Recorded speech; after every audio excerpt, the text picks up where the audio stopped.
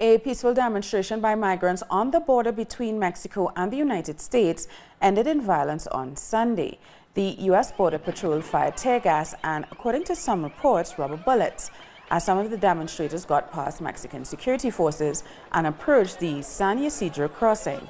Women and children were seen trying to escape from the gas. The outgoing Mexican government now says it will deport the migrants involved. We were all together, and they started throwing tear gas, and they hit a journalist in the head. We were walking and telling the U.S. border officers not to throw tear gas at us because we weren't doing anything, and they started throwing bombs at us. All the police and cameramen were there. We went near the border in a peaceful march, and the American officers got upset because we were too close to the border. The alarm went off, and they began throwing tear gas at us. A lot of people started to go down. A person got hit, and lots of kids fainted. So some people got rocks and threw it at the officers because many kids were fainting. We just took them to the doctor, and now we are coming back, and there's still tear gas. I don't know what happened just now. The Mexican and U.S. authorities later said they had restored control and reopened the border crossing. Traffic in both directions had been suspended between San Diego and Tijuana.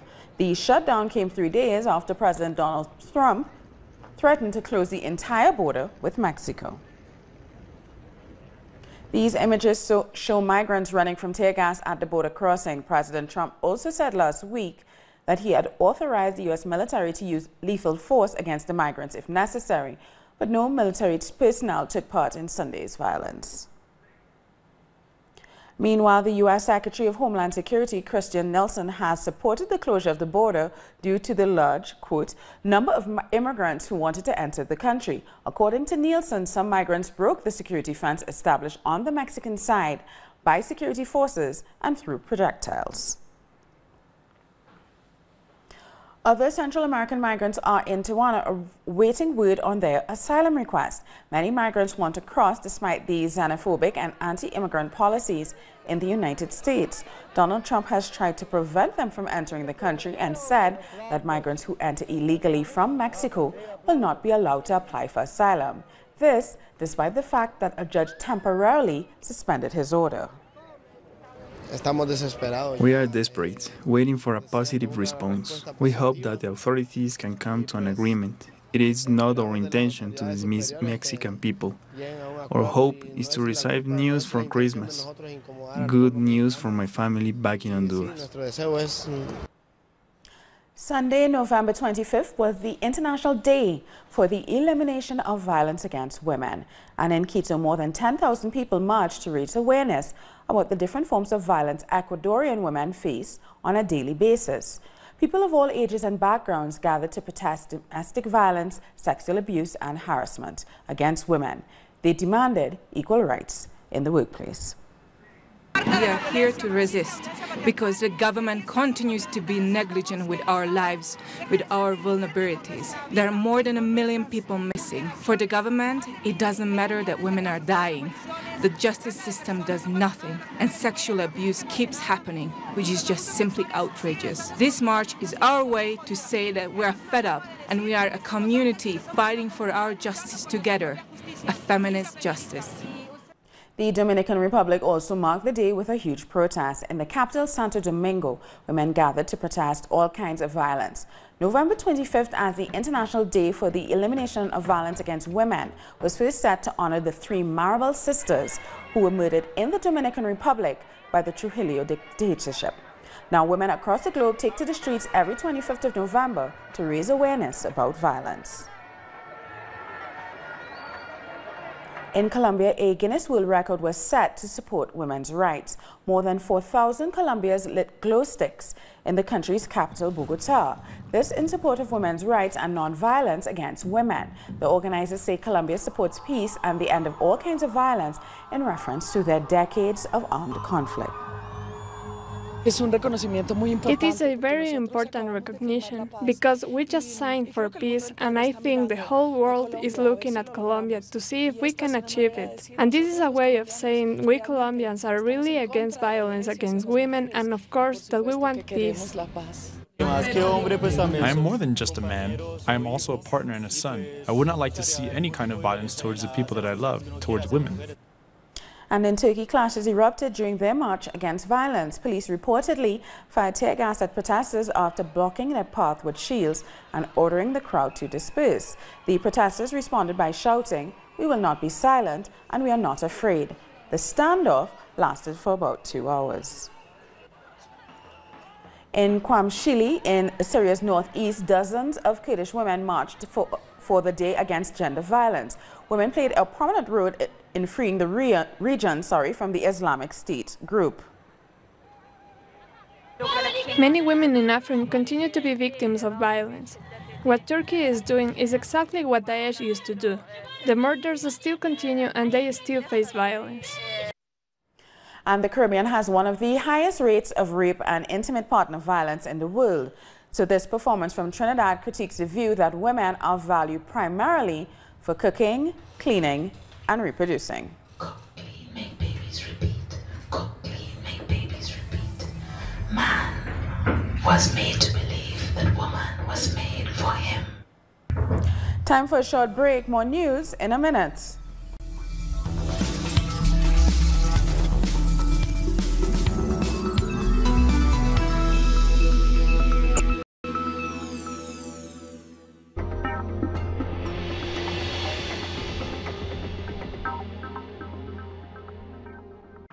Telesur brings you special interviews with social and political personalities. Monday, from Washington. Tuesday, from Mexico. Wednesday, from Caracas. Thursday, from Quito. Friday, from Havana. Analysis about our continent's reality. Weekdays, only on Telesur.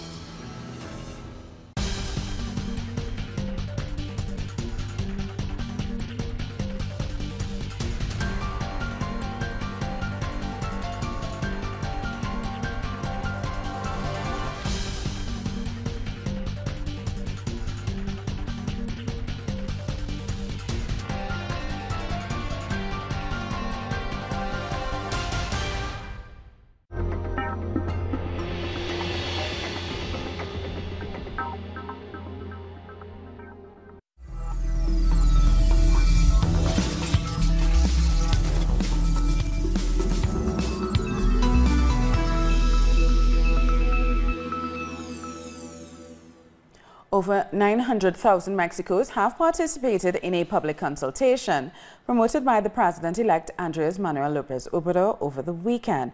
The second consultation asked citizens for their opinions on 10 different issues, among them the Mayan train and several social programs. Around 1,100 polling centers were set up across the country. The results will be made public this Monday. The Spanish Prime Minister Pedro Sanchez made an official 24-hour visit to Cuba, which ended on Saturday. He said that Spain will spare no effort to make its presence on the island live up to the friendship and respect it has for the Cuban people. It's the most symbolic moment of Pedro Sanchez's visit to Cuba. He delivered a chair, once belonging to Cuban independence leader Antonio Maceo, to the Museum of the City of Havana, of temporary loan. It had been taken to Spain as a trophy of war. This chair was a symbol of the War of Independence of Cuba, but today, thanks to this act, the chair also symbolizes the meeting and the link between countries linked by a common history. We have deep ties that unite us. This serves to highlight the union between two peoples who look to the future aware of what we were, but even more conscious of what we can become together. The chair was made of a palm tree trunk, in which the Lone Star can be found, the symbol of Cuban independence, along with the initials of Antonio Maceo. During the ceremony in which the piece was delivered, the city's historian Eusebio Leal highlighted the unwavering friendship between the peoples of Cuba and Spain, and assured that Cubans would be the guardians of the memory of General Maceo. The events of history must be explained. They cannot be denied. They are irreversible, a royal palm chair that now holds the spirit of Cuba, and you bring it as an offering and as a deposit. The Cuban foreign minister saw the visit of the head of the Spanish government as an opportunity to meet on the current relations between the two countries. During their stay, 2 memorandums of understanding were signed, one for bilateral dialogue and another for cooperation in the field of culture. This is a visit that shows the will of both sides to develop the political dialogue, to strengthen our institutional ties, and to support the economic and commercial cooperation and the financial relations that we are currently developing. Cuba has expressed gratitude to Spain for its support in the battle against the blockade, as well as for Spain's constructive role in the European Union for the development of links with the regional bloc. Pedro Sánchez is the first president of the Spanish government to visit Cuba in 32 years. His visit is already seen as historic. However, many hope that this trip marks a new stage in the political, economic, and trade relations between the two countries. The Cuban President Miguel Díaz-Canel has attended a political cultural gala in which hundreds of youth remembered the leader of the Cuban Revolution, Fidel Castro. Under the slogan Always Fidel, the commemoration took place at the University of Havana, where younger persons took part in a remembrance of the achievements of Fidel. Various artists also participated in the event, which was full of music and dance. Ronald Hidalgo, member of the Communist Youth, expressed his thoughts 2 years after Fidel's passing. Nothing will be able to extinguish his flame. Our enemies will have to live with the fact that they never defeated him. Fidel is necessary. His reports against imperialism, fighting for the humble of our country. 2 years after the signing of the peace accord in Colombia, Telesur has prepared several special reports to understand the current state of the agreements. This final report looks at the mechanism for verifying the implementation of the peace deal. Isabella is one of the 7,000 combatants who 2 years ago made a commitment to the people of Colombia to leave behind an armed conflict that lasts for more than 50 years. And although she knows the fight continues, no weapon is needed. I think the fact that we are unarmed, but instead we have a backpack, changes the forum, but not the ideas of revolution, transformation, equality, and women's rights. Even though the ideas and the fight continues, the Colombian state has not complied with everything they promised, especially with the reincorporation of the former combatants, which is the 6th point of the final accord. The non-compliance has been total. Nowadays, there are no green zones, and our territories are not owned by us, but rather assigned. The former combatants continue to build projects that will serve them as a tool to transform the country. More than 250 initiatives are taking place in the country. The goal we have is 190 tons of corn to sell. We are producing 40 tons of fish meat since January. Today, the ex-combatants, campesino, indigenous and Afros are facing not only the lack of compromise by the Colombian government, but also the state's abandonment on the wave of murders against those who are betting for a new country. This year alone, 191 social leaders have been murdered, 213 threatened, and almost 80 ex-combatants have been murdered. We are deeply worried. Despite of all the difficulties the peace process has for Isabella, there are also unique moments that the war would have never offered, like seeing someone who was your enemy in the war zone without a gun. When the police arrived, we were both very cordial. We had finally realized that now there are other stories to write. 2 years have passed after an accord full of pain, grief, but overall resistance. That resistance that these former combatants refuse to lose, even if it cost their life. Now to Jamaica, where the Vice-Chancellor of the University of the West Indies, Sir Hilary Beckles, has reported that the University of Glasgow in the United Kingdom has agreed to pay the equivalent of £200 million in reparation payments. He says that the University of Glasgow has recognized that Jamaica's slave owners had adopted the University of Glasgow as their university of choice, and that £200 million of value was extracted from Jamaica and the Caribbean. He also said that the University of Glasgow and the University of the West Indies are currently drafting a memorandum of understanding, and that the term reparatory justice is expected to be included. We now have a University of Lagos. Chile is seeing one of the worst political crises of recent history following the murder of the young Mapuche Camilo Catrillanca. Protesters are demanding the resignation of the Interior Minister. 9 days after the assassination of the young Mapuche Camilo Catrillanca, Chilean President Sebastián Piñera decided to visit the region of the Araucanía. A popular uprising was already beginning, and his presence unleashed even more anger. Sabotage of deforestation machinery, blockades and protests in Temuco, Ericilla, Angol, and Victoria.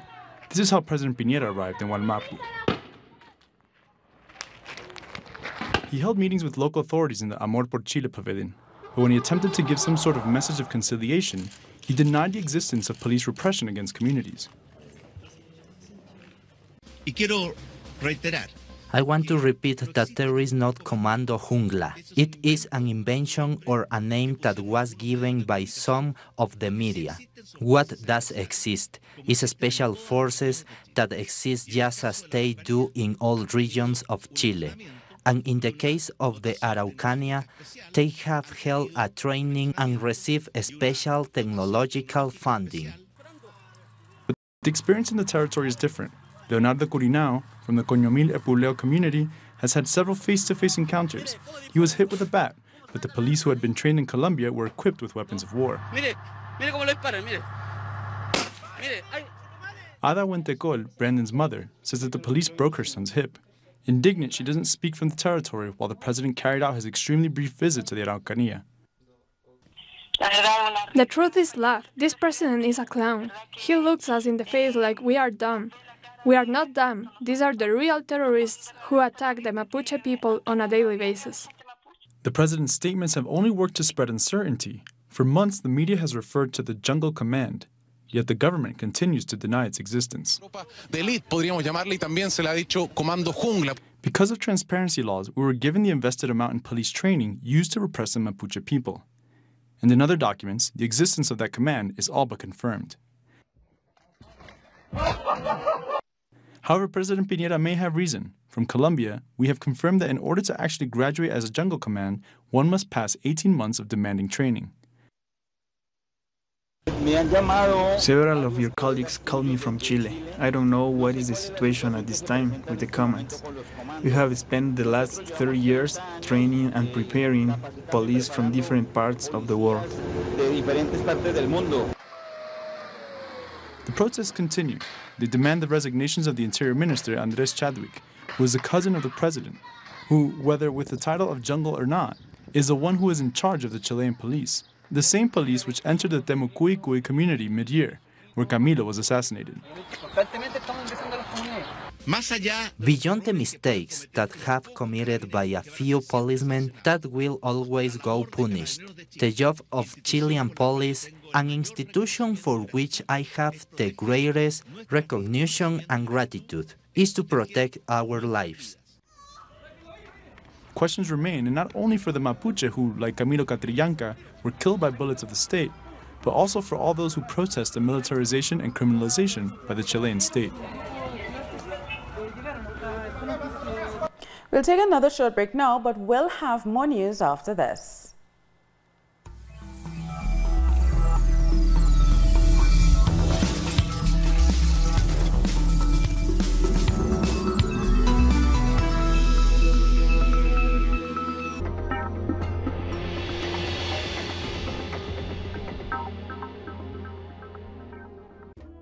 An occasion to enjoy the cultural diversity that defines our South American essence. Come along to find out the story behind these personalities, traditions, and artistic expressions that unite us as a whole. Real Lives, Friday, only on Telesur.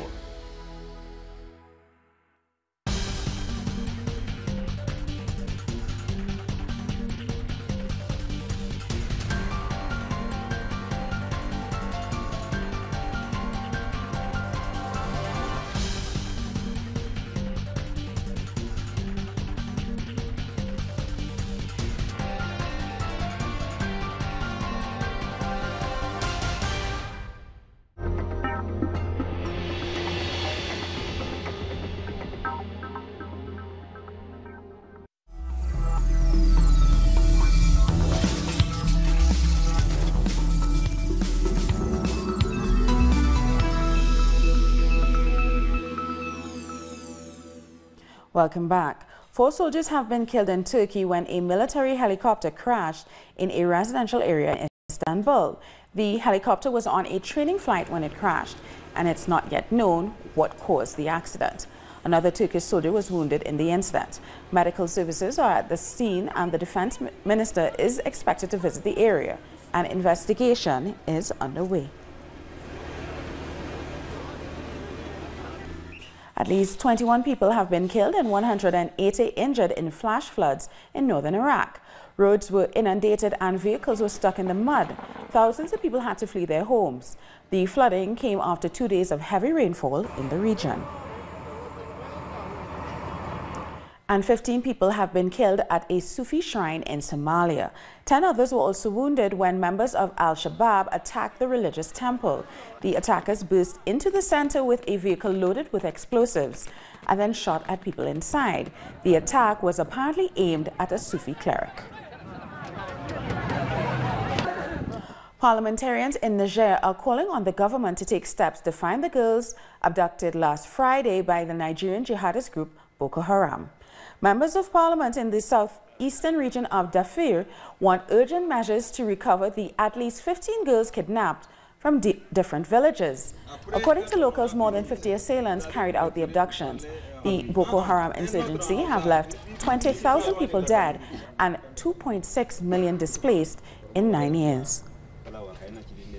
We call on the government, despite all the efforts it has already made, to take urgent action to ensure that the women who are abducted are able to be immediately tracked and returned to their homes. At least 30 people have drowned in Uganda and more than 60 are feared dead after a party boat sank in Lake Victoria. The authorities say the boat carrying nearly 100 passengers sank, most likely due to overcrowding and bad weather. This is just the latest deadly incident on Africa's largest lake. In September 2018, hundreds of people died after a ferry sank on the Tanzanian side of the lake. The high number of fatalities is often due to a shortage of life jackets and the fact that many locals cannot swim. Leaders of the European Union have approved a historic deal for the United Kingdom on leaving the bloc. Now, all that's left for British Prime Minister Theresa May is to have the deal approved by the House of Commons in her parliament before the deadline for Brexit in March 2019. It's a day where we are satisfied with the result, but it's a very sad day to see a country like the United Kingdom find its place separate from others. Leave the European Union, it's not a cause for champagne, nor applaud. It's a sad day. The First World Forum focus on the blue economy has started in Kenya. 17,000 experts from 184 countries will take part in this forum to discuss the ecological use of marine resources. The president of Kenya said that the blue economy has great economic potential, but that using it in a sustainable way remains a challenge.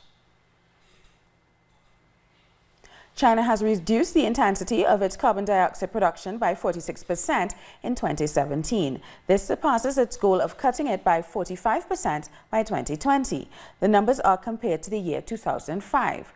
Carbon intensity is a measure of the levels of carbon dioxide in an economy it produces per unit of growth. Chinese representatives on climate change say the government is giving great importance to protecting the environment. The celebrated Italian filmmaker Bernardo Bertolucci has died in Rome. The director of The Last Tango in Paris and The Last Emperor passed away at the age of 77 after a short illness. The winner of 2 Oscars, Bertolucci is considered one of the greatest Italian film directors. And African musicians have gathered in Ghana's capital, Accra, to attend the All Africa Music Awards, Africa's equivalent of the Grammys. Nigeria's Davido won the trophy for Artist of the Year, while Betty G from Ethiopia took home Album of the Year. Best African DJ went to Afrotronics, who has roots in Chad. The awards are a platform to showcase the African music industry. I'm happy to be here because I feel that this is Africa coming together, you know, an event like this with such amount of superstars, so I'm very thrilled. I'm very thrilled.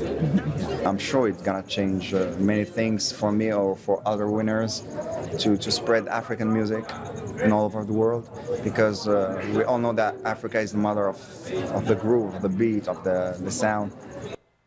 And finally, young Iraqi artists have set up various art installations across Baghdad to address social issues after more than a decade of violence. The works form part of a two-day walking tour through Baghdad in an attempt to reclaim the city's identity. They address the challenges the country has faced in the last decade, including growing immigration, poverty, and the aftermath of the Islamic State group. These and many other we've come to the end of this news brief, but for these and many other stories, you can find them on our website at tellusenglish.net. And join us on social media. We are on Facebook, Twitter,